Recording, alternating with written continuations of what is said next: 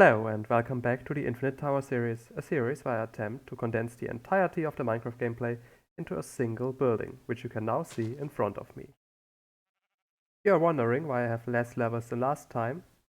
I died when I tried to jump into the elevator before putting water into it. That's not everything bad, I also got some drip leaves from a wandering trader. In this episode, I will explore the map in an attempt to find kelp, jungle wood, moss from a shipwreck, and maybe something else, maybe acacia. Let's get started. I found a small ocean or a large lake depending on your perspective, but the important thing is, we found kelp. So I'll get some for the elevator, and if I have enough I can also build a kelp farm and later use some kelp as fuel or decoration. Let's search for moss.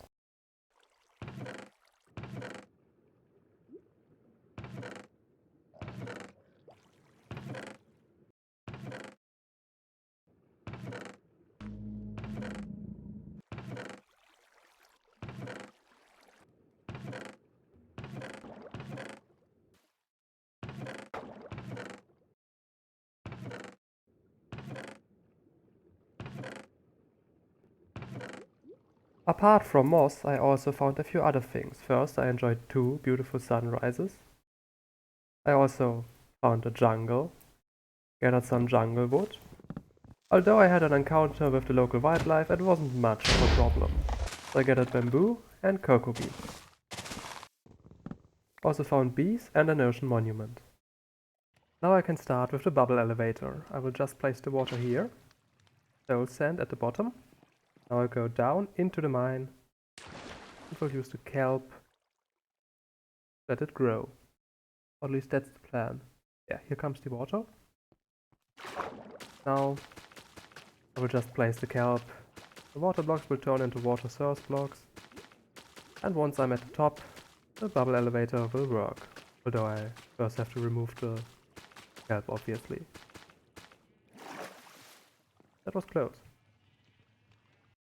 It seems to be working. Let's test it.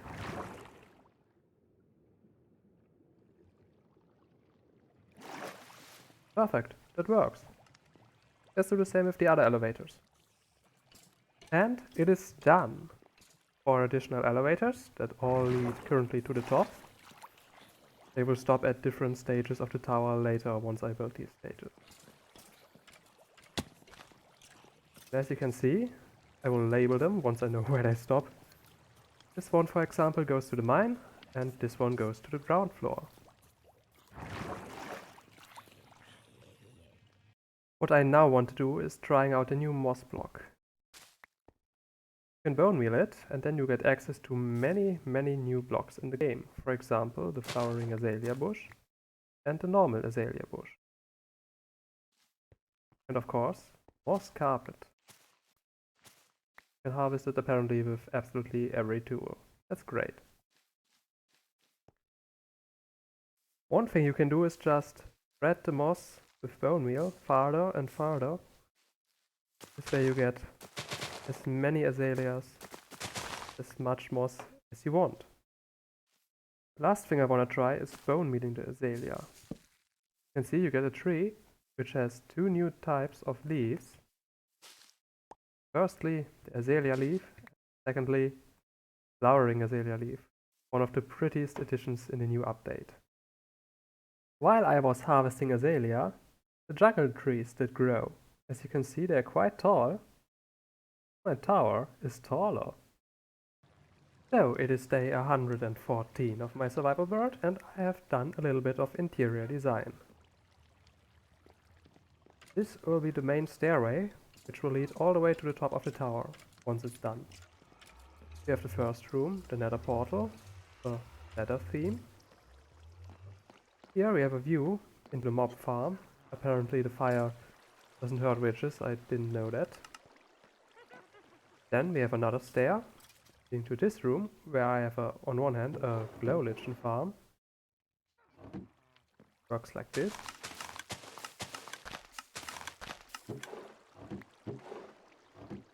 And also the map. although most of it is still empty and I have a lot of exploring to do. I've done many things in the survival world so far, but one thing I didn't do is actually beating the game, so let's do that now. First step is obviously trading with piglins for ender pearls and hopefully also some potions of fire resistance. So I've used up all the gold and didn't get any ender pearls. So I will search for a fortress, and if I find gold on the way, I will use it to barter a little bit more. And I died. Let's respawn and get back to where we came from. Direction. So I found my way back and the items are still there. The enderman I tried to slay is also still there. I'm now smelting additional gold. I got many things from bartering. Who was that? Oh, why is that one angry? I got many things from bartering, but sadly no ender pearls. So I will have to get them the traditional way, from enderman. Luckily finding enderman isn't too hard and beating him isn't hard either. The hard thing is only not to hit piglin by accident. I got all 12 ender pearls. Now I only have to search for a fortress, but that could take some time. I found a fortress, but sadly I have basically no food left, or almost no food. My pickaxe is almost broken, and also forgot to bring a shield, so I will go back to the overworld and then return. I'm back to the fortress, and I think I've brought everything I need. So, let's get these blaze rods. Oh, those are too many. Although I think I could just use the version of resistance. That should make it somewhat easy.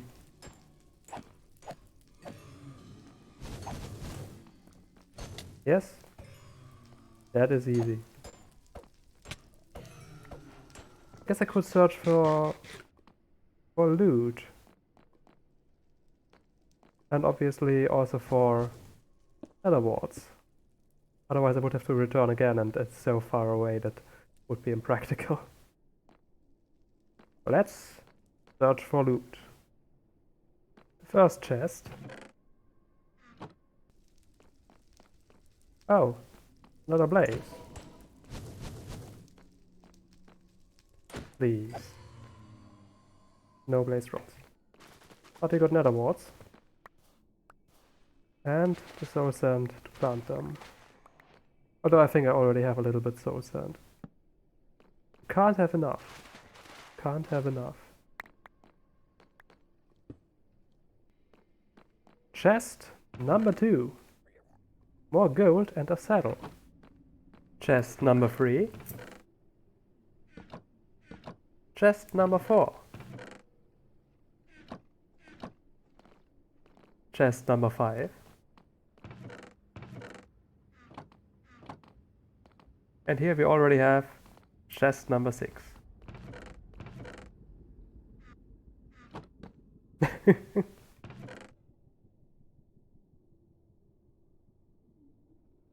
I'm back and I got a lot of loot, especially a lot of horse armor. Sadly no diamond armor, but how often would we use a horse anyway?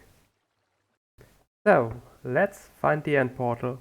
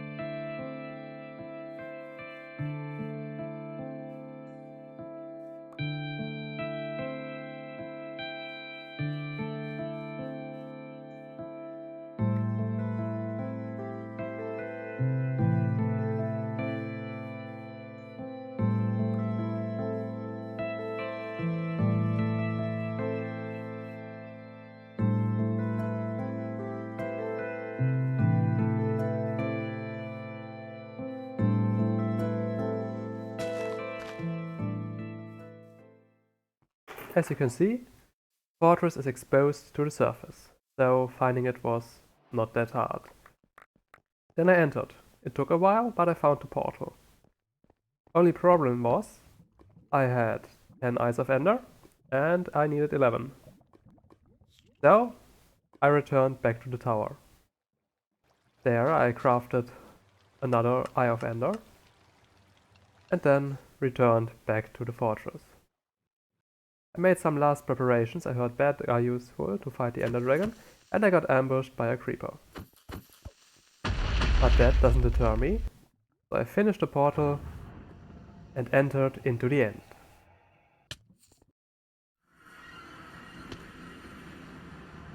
I decided I could now start my fight against the Ender Dragon, but I looked at an Enderman. So, another death to the list. Luckily I got my items back. I had set to spawn in front of the portal. And I can continue fighting the dragon. I took out the crystals, some from the distance, some from up close. And then I fought the dragon with the bow, with the bats, although that didn't work out too well. But I got my revenge with the most traditional of all Minecraft weapons, the diamond sword.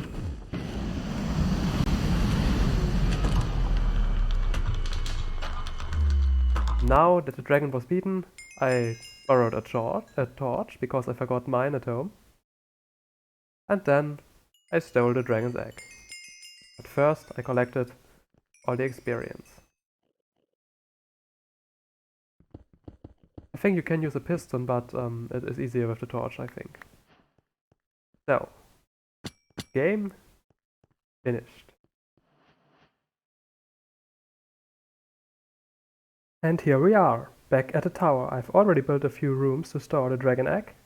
Last thing I have to do is remove the scaffolding. It's an incredibly useful block. And now, last thing to do, place the dragon egg. And done! Thank you for watching. If you have any suggestions what I could add to the tower, please leave a comment. Goodbye!